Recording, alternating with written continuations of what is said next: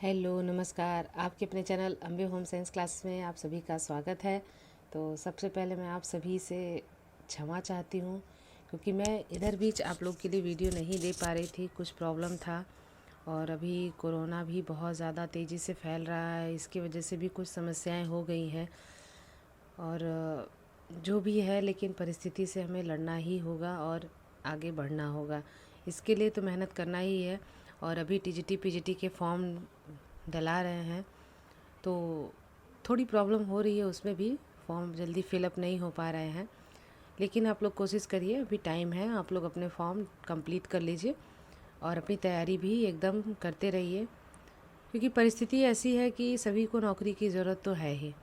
और इतने लोग बेरोज़गार हो गए हैं, इसके लिए हमें बहुत ज़्यादा मेहनत करना है। जब मेहनत करेंगे तभी हम कामयाब होंगे। तो आइए, मैं आज आप लोगों के लिए टेक्सटाइल से संबंधित कुछ बहुत ही महत्वपूर्ण प्रश्न लेके आई हूँ। ये प्रश्न आप लोगों को आपके टीजीटी पीजीटी और जो भी होम साइंस के स्टूडेंट हैं उनके लिए इम्पॉर्टेंट है। ये ज़रूरी नहीं है कि ये सिर्फ टीजीटी पीजीटी के लिए ही है, ऐसा नहीं है। जो भी एमए कर रही हैं, बीए कर रही हैं और आपके 6 से लेके कक्षा 12 तक की, या फिर जो भी नेट की तैयारी कर रही हैं, उन सब के लिए ये प्रश्न इम्पॉर्टेंट है। तो अब हम लोग देर नहीं करते हैं, अपना प्रश्न शुरू करते हैं। पहला प्रश्न है, वस्त्र का पलेटा जाना का साथ अधिक मज़ेदार होता है। तो ये है क्या? वस्त्र का जो है पलेटा जाना खाली स्थान का साथ अधिक मज़ेदार होता है। तो सीधा स्वभाव के बंद स्वभाव या सही तिरछा स्वभाव या इनमें से कोई नहीं। तो कौन सा ऐसा होता है जब हम वस्त्र को पलटते हैं तो किसके साथ वो अधिक मज़ेदार होता है? तो वो अपने सीधा स्वभाव के कारण मज़ेदार होता है। तो ऑप्शन ए जो है हमारा बिल्कुल राइट होगा। दूसरा प्रश्न है, निम्न सघनता वाले कपड़े का क्या होता है? बेहतर हस्त होता है, लचीलापन होता है, या आवरण कम होता है, या फिर भार कम होता है? तो सघनता पूछा है ना, निम्न सघनता यानी जिसकी सघनता कम होती है। तो क्या होता है? कपड़े का क्या होता है? बेहतर होता है, लचीला होता है, आवरण होता है, या भार कम होता है? तो सघनता, ये जान लीजिए कि जो निम्न सघनता वाले कपड़े होते हैं उनका भार जो होता है वो कम होता है। तो हमारा ऑप्शन डी जो है वो राइट होगा।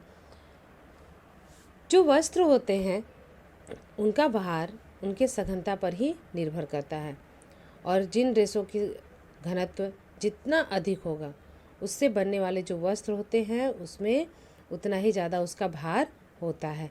जैसे आपके रेशम और नायलॉन के जो वस्त्र होते हैं ये बहुत ही निम्न सघन वाले होते हैं, तो उनका भार आप लोग देखते हैं ना, बहुत ही हल्का होता है। और जिनकी सघनता ज़्यादा होती है वो वस्त्र जो होते हैं वो बहुत भारी होता है। तीसरा है, वस्त्र मंत्रालय नवंबर किस सन में स्वीकृत हुआ? तो किस सन में हुआ था? 1959, 1970, 1977 या फिर 1985? तो इसमें क्या होगा आपका? 1985 में सृजित हुआ था। चौथा प्रश्न है, शरीर को ढकने के लिए विभिन्न प्रकार के कपड़ों के लिए उपयोग में आने वाला शब्द। अभी देखिए, बिल्कुल घुमाने वाला प्रश्न है, बिल्कुल ही आसान है, लेकिन प्रश्न जो है वो घुमाने वाला है। परीक्षा में अगर ऐसे प्रश्न आ जाते हैं तो फिर इंसान क्या करता है, अपना होश खो देता है ना। उसको लगता है नहीं तो बहुत आसान है, और उस आसानी के चक्कर में वो गलती कर देता है। इसमें क्या है, शरीर को ढकने के लिए विभिन्न प्रकार के कपड़ों के लिए उपयोग में आने वाला शब्द क्या है? पहनावा, वस्त्र, ढांचा, कपड़ा। तो पहनावा भी होता है, वस्त्र भी होता है, ढांचा ठीक है, कपड़ा, ये तीनों तो सही है, लेकिन इसमें हमें सही को चूज़ करना है। तो हम क्या कहते हैं उसको? वस्त्र कहते हैं। क्या कहते हैं? वस्त्र। हमारा ऑप्शन बी राइट है। निम्नलिखित में से कपड़ों का सिद्धांत कौन सा होता है? इंडिविजुअलिटी या वैयक्तिकता, कन्फॉर्मिटी, अनुरूपणीयता। तीसरा क्या है आपका? टैटूइंग, गोदना, और चौथा क्या है? मॉडेस्ट्री या फिर शीलनता। तो इसमें से क्या होता है? कपड़ों का जो सिद्धांत होता है वो ऑप्शन डी यानी मॉडेस्टी, शालीनता पर वो सिद्धांत निर्भर करता है।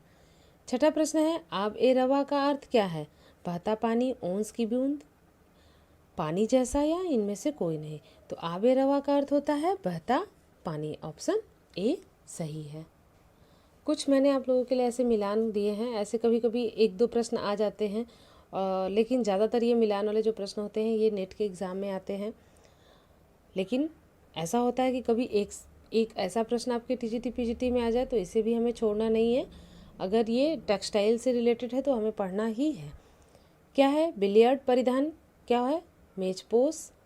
बर्लप बोरा जो होता है वो थैला निर्माण होता है। चाइना सिल्क जो होता है अधोवस्त्र होता है। और हग जो होता है वो तौलिया के लिए। ठीक है, तो अगर आपको बिलियर्ड परिधान देता है तो मेजपोश, बर्लप बोरा देता है तो थैला, जो बोरा होता है उस क्या होता है? थैले का ही निर्माण होता है। और चाइना सिल्क से क्या होता है? अधोवस्त्र बनते हैं। और हग से तौलिया का निर्माण होता है। इसके बाद है कुछ तंतु हैं, ठीक है, और उसको मिलाना है उनके घटक से। तो रेयान जो है उसका घटक क्या है? कॉपर सल्फेट है। ये तंतु हैं, ठीक है, और क्या है इसका घटक जो होता है वो कॉपर सल्फेट होता है रेयान का। पॉलिएस्टर का क्या होता है? थैलिक तेजाब, कार्बन, पीवीसी, नायलॉन, कैप्रोलेक्टम। ऊन का होता है एक्रिलोनाइट्राइल। ठीक है, तो ये तंतु हैं और उसके कुछ घटक हैं। इसके बाद है ड्राफ्टिंग में आवश्यकता होती है किसका? विस्तार का होता है। मुलायम या खुरदरापन होता है बुनावट के लिए। जो भी मुलायम या खुरदरापन होता है वो बुनावट में होता है। यात्रा में पहनने वाले जो वस्त्र होते हैं वो नायलॉन के होते हैं। कोयर मिलता है कहाँ, किस में मिलता है? नारियल में मिलता है। कोयर जो होता है वो नारियल में मिलता है। टेक्सटाइल से रिलेटेड कुछ वीडियो मैं अपने चैनल में डाल चुकी हूँ, आप उसे देख लीजिएगा एक बार। तो उसमें आपको सारे टेक्सटाइल से रिलेटेड बहुत ही महत्वपूर्ण प्रश्न, और मैंने उसमें आपको बिल्कुल डिटेल में बताया है।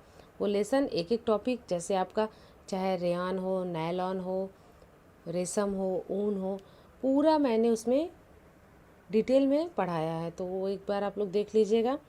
नेक्स्ट वीडियो में भी मैं आप लोगों को टेक्सटाइल से रिलेटेड कुछ क्वेश्चन दूंगी, और कोशिश मैं करूंगी कि आप लोगों को वही क्वेश्चन दो जो आपके टीजीटी पीजीटी में आने की संभावना बन सकती है। एक्चुअली ये परीक्षा जो होती है हमेशा तो होती नहीं है। जैसे आपके टेट या सुपर टेट की जो परीक्षाएं होती हैं या सी टेट की जो परीक्षाएं होती हैं तो वो बराबर होती रहती है, तो उसके पैटर्न जो है वो हमेशा चेंज होते रहते हैं। लेकिन आपके टीजीटी पीजीटी जो है वो आपका सिलेबस निर्धारित होता है और उस सिलेबस में से ही आता है। तो आपको ज़्यादा से ज़्यादा अगर पढ़ना है तो कक्षा 6 से लेकर 12 तक की किताब आप एक बार ले लीजिए और उसे आप पूरा डिटेल में पढ़िए। पूरा डिटेल में अगर आप पढ़ती हैं तो आपकी तैयारी बहुत अच्छी होगी। फिर आपको कहीं भटकने की ज़रूरत नहीं है और कहीं से भी कुछ पढ़ने की एक्स्ट्रा ज़रूरत नहीं है।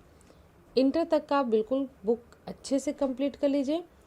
नहीं तो अगर आपको तैयारी करनी ही है तो आप टीजीटी पीजीटी की बुक ले लीजिए, उससे भी तैयारी करिए। और मैं भी अपने तरफ से कोशिश करूँगी कि बहुत ज़्यादा नहीं, 10 ही मिनट 15 मिनट का एक छोटा सा ही वीडियो मैं आप लोगों के लिए दूँ, ताकि आप लोग की तैयारी जो है और अच्छे से हो। और मेरा जो लक्ष्य है, बच्चियाँ जो हैं जो होम साइंस से पढ़ रही हैं उनको आगे बढ़ाने का जो मेरा लक्ष्य है वो मेरा लक्ष्य पूरा हो। तो अब आप सभी से मैं अलविदा कहना चाहती हूँ। नेक्स्ट वीडियो में मैं आप लोगों के लिए और भी अच्छे अच्छे प्रश्न लेके आऊँगी। तो आप सभी लोग अपना पढ़ाई में मन लगाइए। अब आज के लिए बस इतना ही। धन्यवाद।